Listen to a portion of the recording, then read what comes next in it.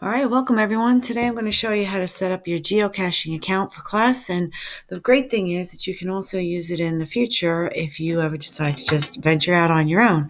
So first thing you need to do is go to geocaching.com, which I've opened up here.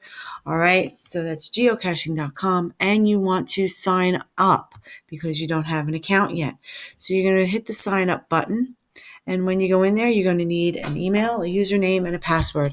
I strongly suggest that you use your personal email for a number of reasons. Number one is that you have access to it till you decide to throw that email away, right? Number two is sometimes this district will block certain messages you might get from geocaching.com, and that can present some issues.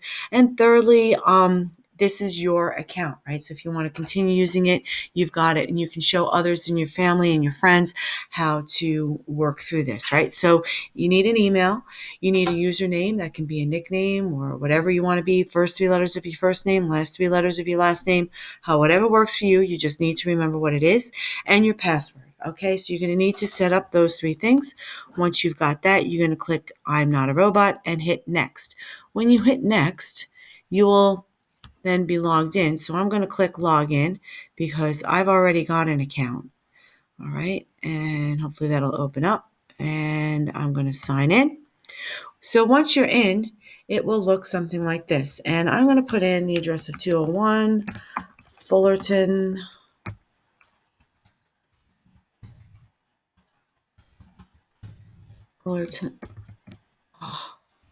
Ave, Newburgh. And I'm doing that because that is the address of the school, and we're going to see what kind of geocaches are nearby. So remember, we don't need upgrades. There's 525 results for that area. All right, so you don't need any upgrades. There's plenty to look for. And we can go over to, let's just take Downing Park. All right, so it's half a mile from school. All right, and this is the page that opens up. It's going to give you the coordinates. It's going to give you a description of the geocache, telling you the size. They're also telling you that it's magnetic, so you know you need to look for something metal for it to stick to, right? You've got additional hints here, and you can use the decryption key in order to unscramble that sentence. If you look over to the right, you can see that there are 31 logs about this particular geocache. So you can read those because sometimes they give you some other clues. You can also look at pictures. Some geocaches have more pictures than others. This gallery has 2 pictures, so you can take a look at those if you want to. Sometimes the pictures can be dead giveaways, so be careful. If you want a little bit of a challenge, you may not want to look at those pictures. All right, and then if you scroll down a bit, you can go to the map. All right, this map will show us that the cache is hidden in Downing Park, a little bit closer to the 3rd Street side. I'm going to minimize this a little bit so we can see all of Downing Park here. So it's kind of like by Carpenter Avenue and by that little walkway thing that goes through the park. So you're going to be in that general area.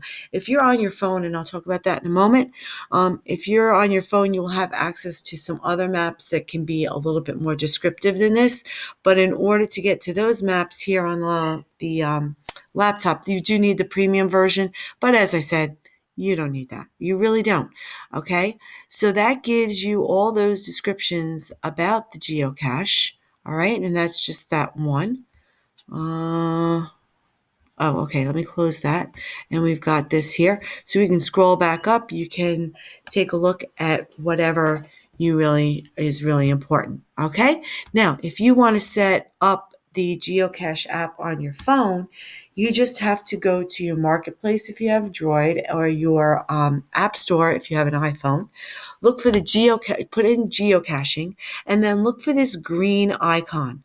All right, take a good look at that. You can come back to this anytime you want, but this green icon is the official one.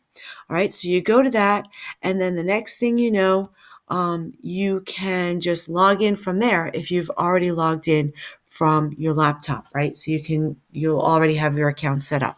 All right, so hopefully you'll have lots of fun and you'll be able to enjoy that. And if you have any questions, just reach out.